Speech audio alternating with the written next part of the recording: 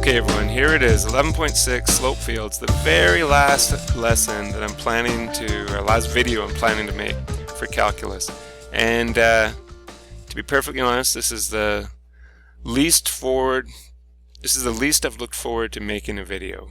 Oh, I don't want to do it. How come? Two reasons. One, I honestly don't remember ever learning slope fields. I probably did way back in the day, but I don't think it's a very big deal. Even the books I read, it was just tiny little sections. In order to relearn it here, it was just tiny little sections. So I don't know why it's part of our curriculum, but it is. So that's one thing. I feel a bit of a fraud because I don't remember this at all, but I have educated myself in order to make the video. And the other reason I don't want to do this video is because of the steps involved. We're going to do some slope fields right here. It's horrible. I hate it. Alright, so what is a slope field? One thing I learned is it's also called a direction field. But most of the books I looked in all said slope field. And it helps to visualize the solution to a differential equation. Remember last section we were looking at differential equations and we're getting solutions, but sometimes getting solutions really tough. So you can use slope fields to kind of give you a sense of what the solution is. Maybe not the exact solution, but to give you a sense. It outlines a family of solutions. So remember last time we talked about family of solutions. It occurs when you have a constant term plus c, and it describes an infinite number of solutions that all have the same shape on the graph. So that's what we're going to get a sense of, what the shape of the graph looks like. Alright, so here's how you do it. 3 steps. First one's a bit long. You're going to select a coordinate, AB, there's a coordinate, and substitute it into the differential equation. That's going to give you the slope of the tangent line to the solution curve at that point. So basically you're substituting in, it's going to give you the slope of a tangent line. Then you're going to draw that line segment. You're going to draw a line segment with that slope. So if you find that the slope of the tangent line is 1/2, you're going to draw a small line segment, not too big, that has that slope, 1/2 or whatever it is. And number 3, you're going to do it again and again and again and again. This is why I don't want to do this.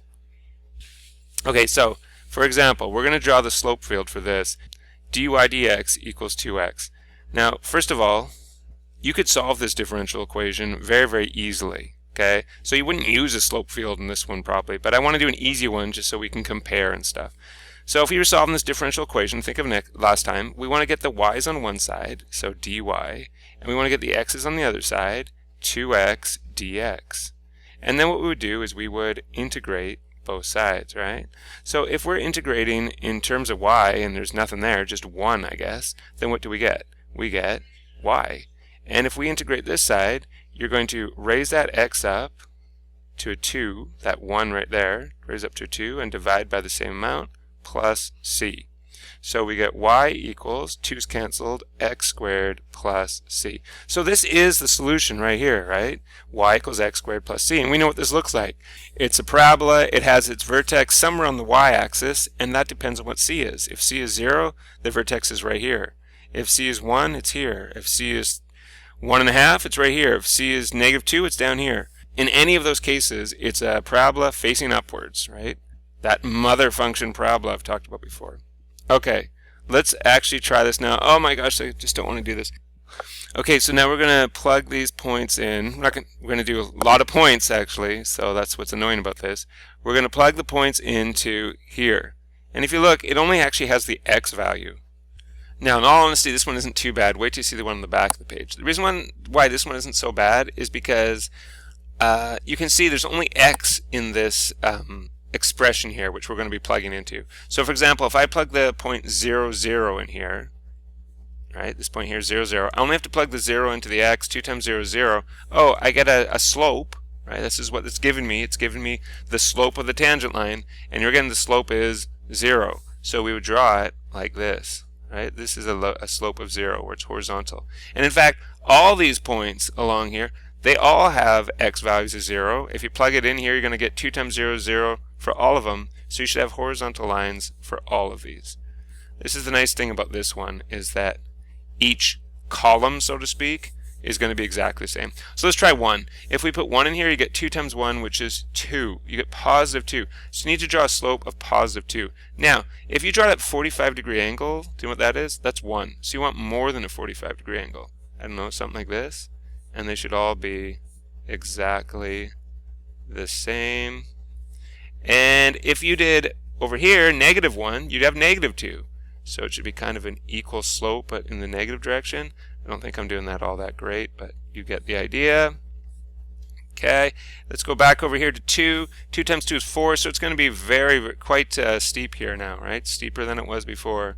So again, am I nailing this 100%? No, but hopefully you're getting the idea.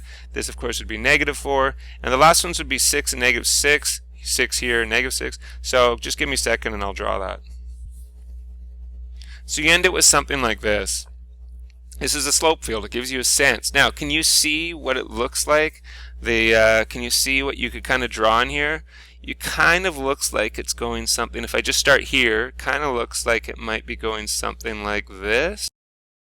Right? It's following the slope fields, kind of something like that. Now, I'm kind of cheating because I know what the answer is. I know what the answer is, y equals x squared plus c. So yeah, this would be if c equals 0. Or if c equaled -4, do you see it kind of looks like it might go something like this and might go something like this? Yeah, that would be true too. So this gives you a sense of what the family of solutions looks like. Now, I'm actually going to get rid of these. I'm sorry. I shouldn't have done this. You've probably all drawn it now. Because we're going to go to this question. Determine the specific solution of the differential equation that passes through 1, 1 and graph it on the same slope field as above. So, in other words, it's solving this differential equation here, and then it gives us a 0.11. Well, this is just like we did last time, those initial value questions. So we already solved this. Our solution was right here, y equals x squared plus c, and now what we want to do is get rid of that c. So we have y equals x squared plus c. Right, that's what we already got above. And now we're going to plug 1 and 1 into x and y. 1 equals 1 squared plus c. 1 equals 1 plus c. c equals 0. Oh, so in other words, if we plug that 0 into here, you get y equals x squared. So maybe I shouldn't have erased those things I had before. What this means is, now we're going to sketch it.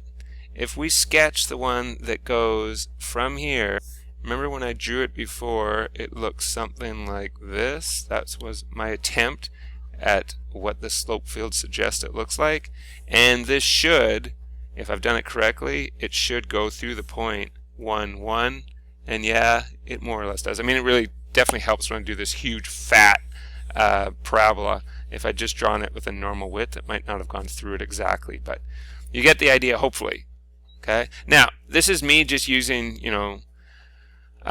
approximations of the slopes and everything. If you need to look at slope fields, it's good to go online and use a slope field calculator or a slope field generator or something. And I did that. Here it is. This is the exact slope field that you would get if you used an online calculator. And I've done it so it goes through 1, 1. So this is exactly what I was supposed to have just drawn.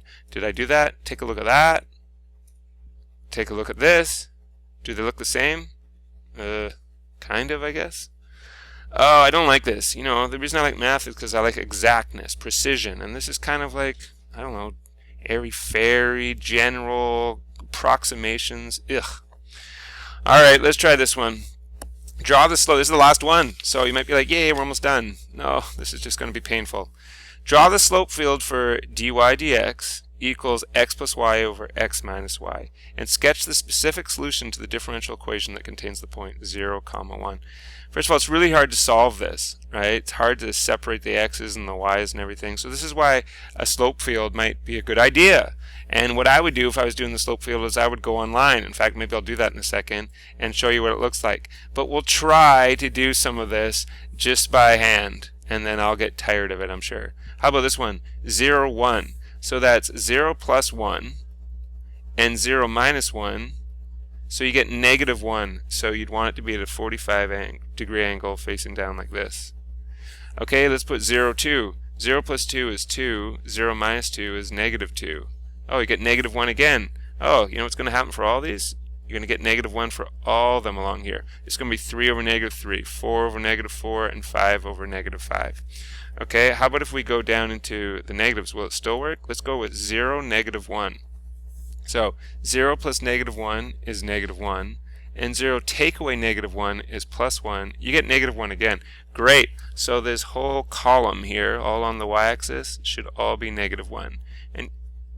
And you're probably saying, come on, Mr. Watch, this isn't all that bad. Yeah, it is. It's terrible.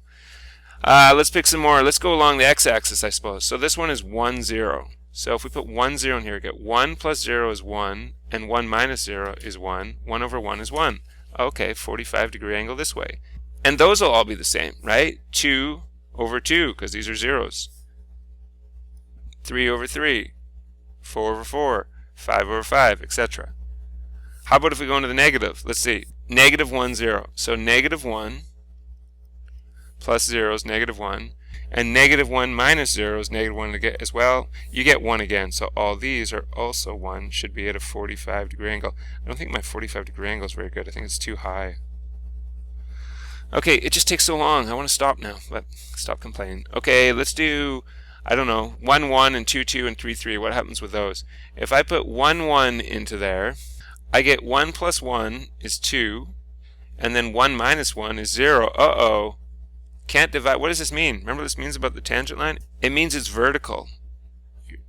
So it's going to look like this. This is going to happen to all of them along here, right? Because here you would have, if you did this 2, 2, you'd have 2 plus 2 is 4. 2 minus 2 is 0. Can't divide by 0. This would be 3 minus 3 on the bottom. 4 minus 4 on the bottom, the denominator. 5 minus 5, like that. Does it keep going down here? Let's try. Negative 1, negative 1. I think so. Negative 1 plus negative 1 is negative 2.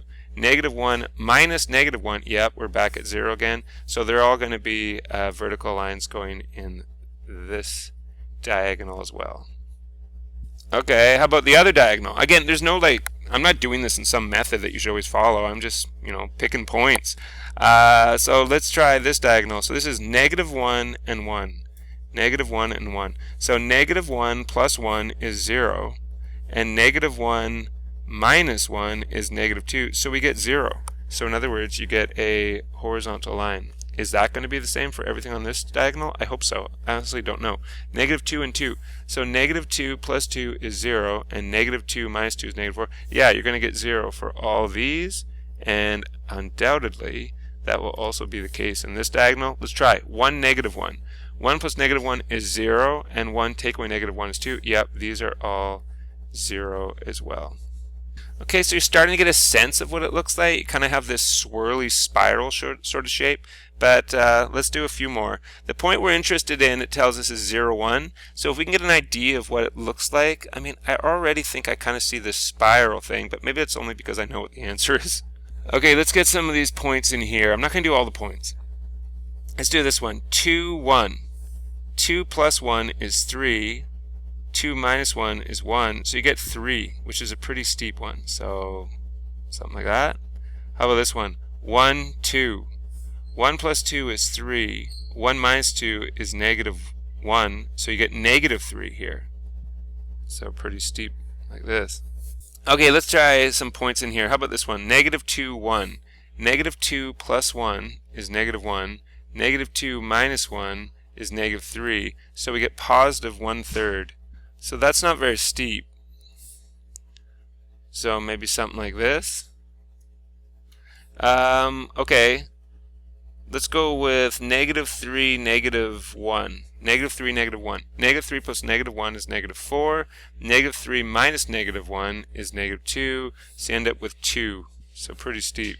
And I think it's going to be my last one. I'll do 2 more. I'll do negative 4, negative 1, and negative 4, negative 2. So negative 4 plus negative 1 is negative 5, and negative 4 minus negative 1 is negative 3. So I get 5/3, a little more than 1. Well, it's actually closer to 2.